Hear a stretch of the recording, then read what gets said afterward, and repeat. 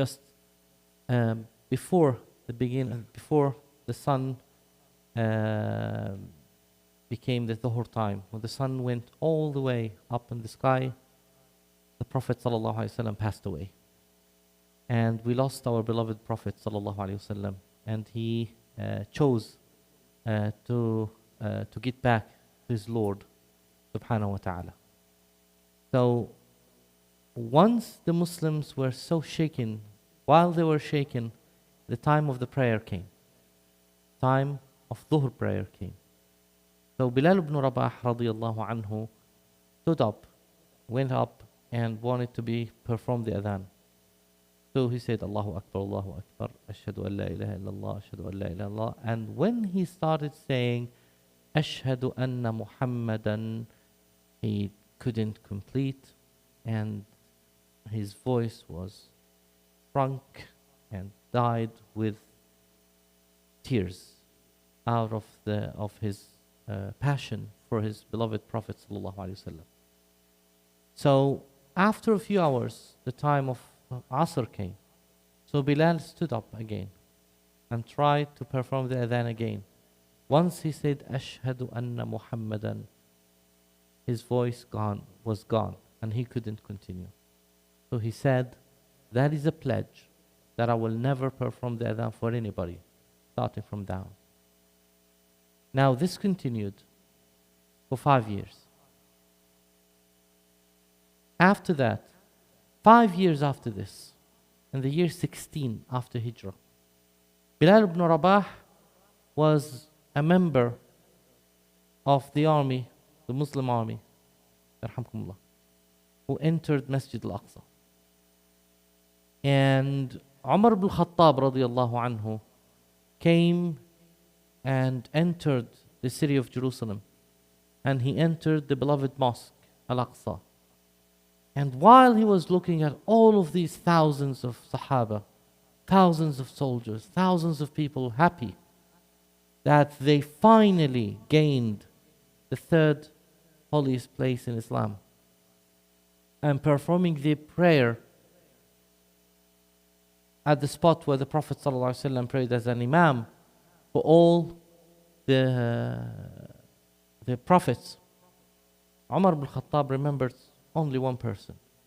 He said, get me Bilal ibn Rabah. Where is Bilal ibn Rabah? So they brought Bilal. Umar said, oh Bilal, what would you say if I asked you to pray from the adhan? Ya Bilal, ala tu'adhinu lana. Like, with a loving way. Wouldn't you perform the adhan for us, please? So Bilal said, Ya Amir al-Mu'mineen, you know that I already pledged that I would never perform the adhan to anybody after the Prophet sallallahu alaihi wasallam. So Umar ibn Khattab looked at him, and you know Umar radiyallahu anhu, and he said, Ama waqad abayta fa'adhin. Since you said no, then I'm ordering you, perform the adhan. So Bilal, Umar radiyallahu anhu was tall, was strong, was, I don't know, scary maybe. Radiyallahu anhu. So Bilal, under the insistence of Umar ibn Khattab, said, since you ordered me as a president, since you ordered me, I have nothing to do. I will have to perform the adhan, and I will perform the adhan. Once Bilal raised up on a higher place and said, Allahu Akbar, inside Masjid al-Aqsa, everyone remembered the Prophet sallallahu alaihi wasallam. And the city of Jerusalem was shaken with the tears of the companions of the Prophet sallallahu alaihi wasallam. And Bilal ibn Rabah again for the third time said, Ashhadu anna Muhammadan. He couldn't continue. But he performed the adhan. Despite the fact that he stopped. Since the day of the Prophet's passing, sallallahu alaihi wasallam, he performed the adhan. The question was here, why did Umar ibn Khattab insist so strongly to the extent that he does not give an excuse to Bilal radiallahu anhu not to perform the adhan on that day in particular, and in that mosque in particular? Why did Umar ibn Khattab never say, for example, we have another mu'adhin for the Prophet ﷺ? Because the Prophet ﷺ had many mu'adhineen, not only Bilal radiallahu anhu. Well, someone else who performed the adhan for the Prophet ﷺ can perform the adhan now, today. No, Umar didn't say so. Umar insisted that it would be Bilal. Why Bilal? Because Bilal radiallahu anhu had a feature that no one on earth throughout history of humankind had. Bilal radiallahu anhu was the first one ever to perform the adhan in the mosque of the Prophet sallallahu alaihi wasallam. And on the day of the Fath of Mecca, on the 20th of Ramadan of the year 8 after Hijrah, Bilal radiallahu anhu ascended over the Kaaba, and he was the first one ever to perform the adhan in Masjid al-Haram. So this is the understanding of Umar. It was supposed to be as well Bilal to be the one and the first one ever to perform the adhan in Masjid al-Aqsa. Why? Because there are 3 mosques, not 2. That is how Umar radiallahu anhu looked at Masjid al-Aqsa. He never looked at Masjid al-Aqsa as being just a mosque or a nice mosque that we have taken now. No, he looked at the masjid as being the sole brother for the 2 main mosques, Mecca and Medina, Masjid al-Haram and Masjid al-Nabi sallallahu alaihi wasallam.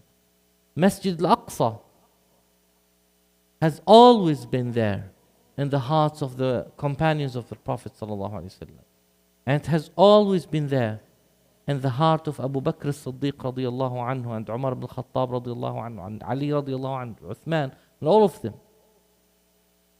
Umar radiyallahu anhu knew that, and this is why he insisted in order to complete the trilogy of the 3 mosques.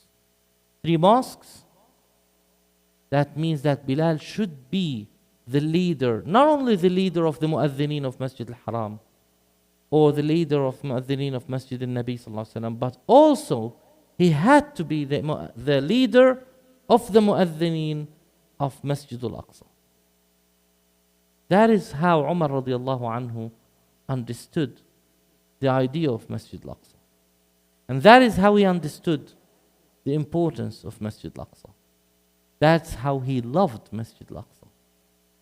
And before him, it was Abu Bakr radiallahu anhu who loved Masjid al-Aqsa as well, to the extent that he sent a letter to Khalid ibn al-Walid radiallahu anhu in Iraq, asking him, but ordering him actually, to leave Iraq with his army and go to the Sham area, to the Levant, to historic Syria, to participate in the Yarmouk battle, which actually happened just before taking over the city of Jerusalem and Masjid al-Aqsa.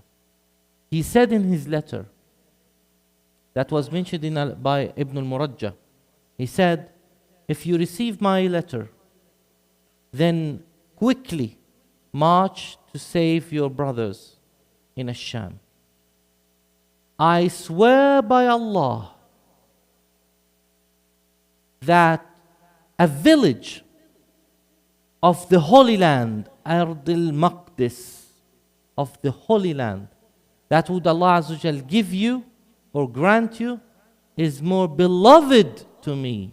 And notice the word beloved. Ahabbu ilay, is more beloved to me than a great province of the provinces of Iraq. So Abu Bakr radiallahu anhu loved Masjid al-Aqsa and loved that land because of this mosque. And before that, we need to know that they loved it because the Prophet himself sallallahu alaihi wasallam loved it. It was the place that gave him hope. It was the place of Al-Isra and Mi'raj. I hope inshallah Azza wa Jal, that Allah Azza wa Jal will make us understand the beauty and the status and the virtues of Masjid al-Aqsa as much as the companions of the Prophet ﷺ knew it, and as much as they understood it, in order to be worthy of having this mosque and praying in this mosque, inshallah. Today it is suffering And the suffering of Masjid al-Aqsa is not less than any other place in Palestine or in the Muslim world today. And actually everything that is happening around us actually happens because of what is happening inside Masjid al-Aqsa. So it is our duty to understand this relationship with our mosque, with our beloved mosque. It is our duty to love it as much as Umar ibn Khattab loved it, and to honor it as much as Bilal honored it. I ask Allah Azza wa Jalla, inshallah, to help us and assist us to get back to our mosque, inshallah, very soon, and pray in our mosque, inshallah. Thank you very much, and Jazakumullah khair, inshallah, for this opportunity. Wassalamu alaikum wa rahmatullahi ta'ala wa barakatuh. Sallallahu alayhi wa sallam Muhammad. Allahu Akbar. In your